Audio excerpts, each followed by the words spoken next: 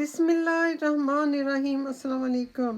دنیا کا شروع سے ہی دستور چلا آ رہا ہے کہ دین حق کو پہلے بیچارے غربا ہی نے قبول کیا ہے۔ حضرت محمد مصطفیٰ صلی اللہ علیہ وآلہ وسلم کے واسطے بھی یہی ہوا کہ اپنے اہل بیت کے علاوہ سچے دیندار حضرت مقداد، عمار، سلمان اور ابوذر وغیرہ تھے، اور یہ بیچارے سب کے سب بے انتہا محتاج، مفلس، فقر و فاقہ میں مبتلا قریش کے اشراف امراء نے آپ سے کہا کہ آپ کی صحبت میں ہمیشہ مفلس اور ذلیل لوگ بیٹھا کرتے ہیں اور ہمیں ان کے ساتھ بیٹھنے میں عار ہے۔ آپ ان لوگوں کو اپنے پاس سے ہٹا دیجئے تو لوگ آپ کے پاس آ کر دین کی باتیں اور قرآن کو سنیں گے۔ مگر اصل میں ان لوگوں کا یہ مطلب تھا کہ نبی پاک صلی اللہ علیہ وسلم کے وفادار اصحاب کو بھی ان سے کنارہ کش ہو جائیں یا ان سے کنارہ کش کر دیا جائے، اور ہم لوگ تو الگ ہیں ہی، یہ تنہا رہ جائیں گے۔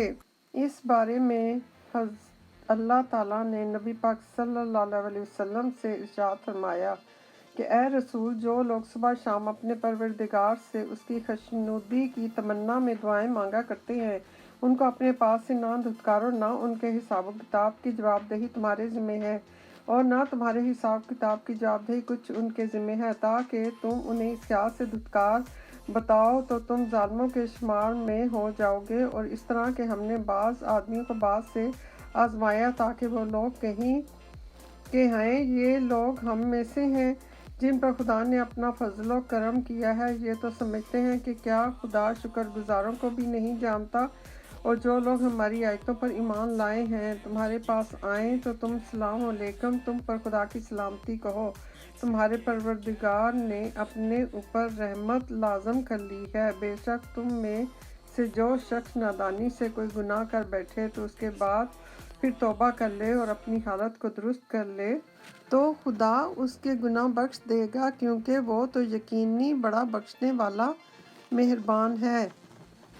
تو اللہ تعالیٰ نے اس طرح اپنے نبی حضرت محمد مصطفیٰ صلی اللہ علیہ وآلہ وسلم کی تشفی کی کہ لوگ جیسے ظاہر میں ہیں ویسے باطن میں نہیں ہیں۔ اس کے علاوہ تمہیں باطن سے کیا مطلب؟ تم ظاہر کو باطن پر قیاس کرو۔ اور کفار کا یوں جواب دیا کہ دنیاوی جاہ و چشمت خدا کے نزدیک کوئی چیز نہیں، جو اصلی نعمت دین اسلام سے محروم ہے اس کی کوئی قدر نہیں اور وہی گھاٹے میں ہے۔